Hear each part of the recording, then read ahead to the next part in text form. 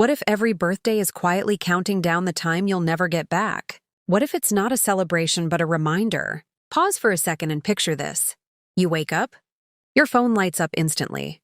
Messages, notifications. Happy birthday. Wishing you a long life. More success this year. It feels good, warm, comforting, like the world is celebrating you. But something about it is off. Because here's the strange part. Why do we celebrate getting older when it also means we have less time left?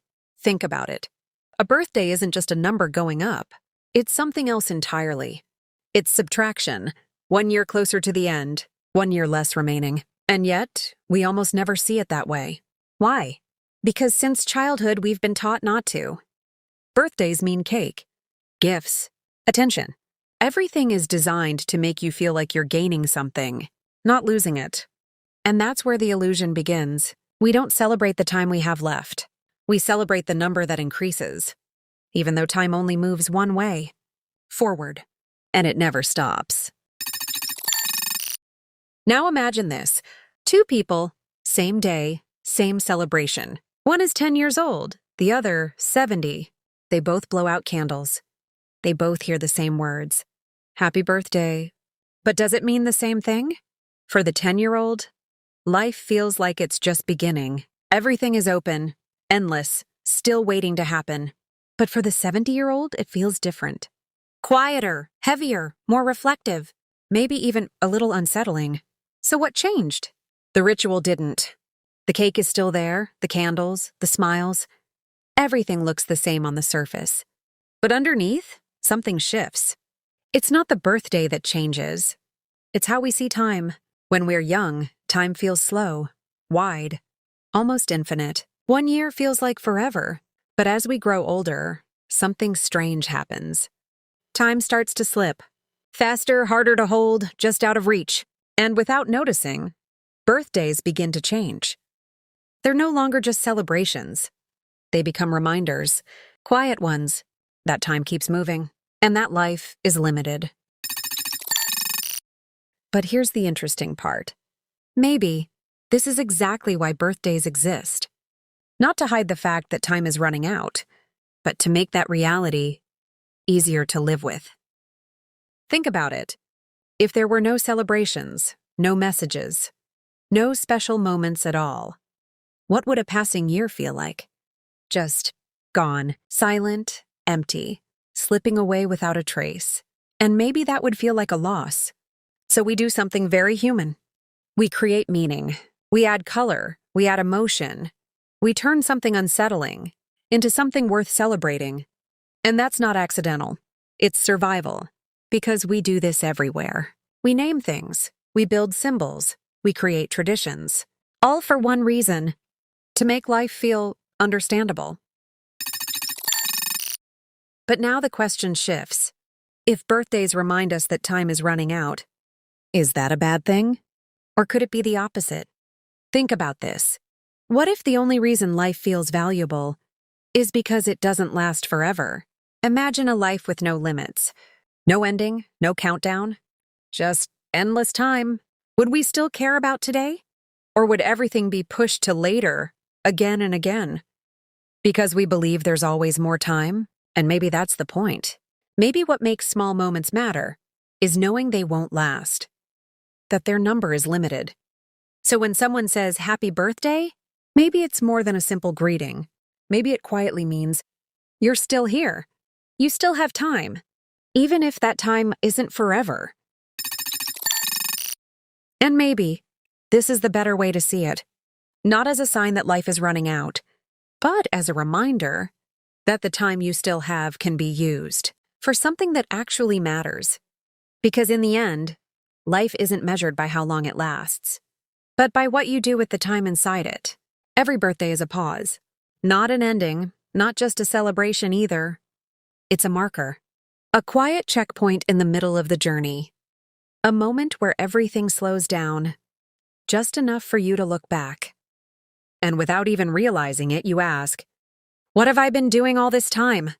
And maybe more importantly, what will I do next? Because time doesn't feel real, not at first. It feels distant, abstract. Until one day, you notice something. It's not standing still. It's decreasing. And suddenly it feels different. We tell ourselves the same things. Later. There's still time. I'll do it tomorrow. It feels safe to believe that. Like time is always waiting for us. But birthdays quietly break that illusion. They return every year, softly, consistently, never late, never missing. And every time they arrive, they carry the same message. Your time isn't increasing. You're moving closer to the limit. It sounds uncomfortable, maybe even a little frightening. But maybe that's where the truth lives. Because without limits, there's no urgency. And without urgency, there's no reason to truly live. Imagine a life with no deadline, no ending, no sense of loss. What would happen? Everything could wait. Every dream could be delayed. There's always tomorrow, right? And slowly, without noticing, nothing ever really begins. So maybe what makes life feel alive isn't its length, it's its limits. And birthdays?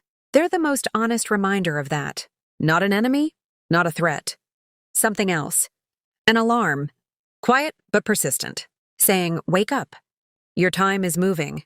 Not to scare you, but to make you aware. That every day is something you'll never get back. That every choice carries weight. And that the real danger is not time running out. It's waiting too long to live. So next time your birthday comes, pause, right in the middle of it all. The laughter, the messages, the candles glowing in front of you. Just for a moment, step back and ask yourself one simple thing. If my time is truly limited, what do I refuse to waste anymore? Let that question sit, because the answer to it might matter far more than the number of candles on the cake. In the end, it's not aging that we fear. It's something deeper. The possibility that we go through life without ever truly living. That days can pass without ever holding something meaningful. That we get so busy waiting for the right time until time itself runs out, and then something shifts. Birthdays stop feeling like celebrations. They start to feel like mirrors, quiet ones, reflecting what we've been avoiding all along. The choices we keep postponing, the things we keep ignoring, the life we assume is still long, even though it was never promised. But here's where everything changes. Because this awareness can break us, or it can wake us up. It all depends on how we choose to see it. You can see birthdays as a countdown and feel that quiet anxiety every time the number goes up. Or you can see them differently, as a reminder that you still hold something incredibly valuable. Opportunity, the chance to fix what needs fixing, the chance to try again, the chance to stop waiting. Because as long as you're still here, the story isn't over. There are pages still unwritten, moments still waiting, and decisions that can still change everything. And maybe this is what we forget. Life doesn't suddenly change in a year. It changes in a single decision. A small one. The one you actually follow through on. Not the one you plan, not the one you keep waiting for. The one you live. So maybe birthdays aren't about staying in the past. And not about chasing some distant future either. They bring you back to something much simpler. Now. Right here. So ask yourself, what can I do today? What have I known for a long time, but keep postponing? What do I quietly want, but never give myself the courage to choose? Because time will never give you a clearer sign than this. No louder warning, no more honest signal. Just one simple fact. Another year has passed. And that year isn't coming back. So maybe life isn't about trying to avoid the end. Maybe it's about something else. Making sure that when the end does come, you don't feel like you never truly began. And maybe that's where birthdays find their real meaning. Not in getting older, but in finally choosing to live. Because time won't wait for you to feel ready. It won't pause for your fear. It won't slow down for your hesitation. It keeps moving. With you or without you. So the question becomes simple. Will you keep watching your life pass by? Or will you finally start living it?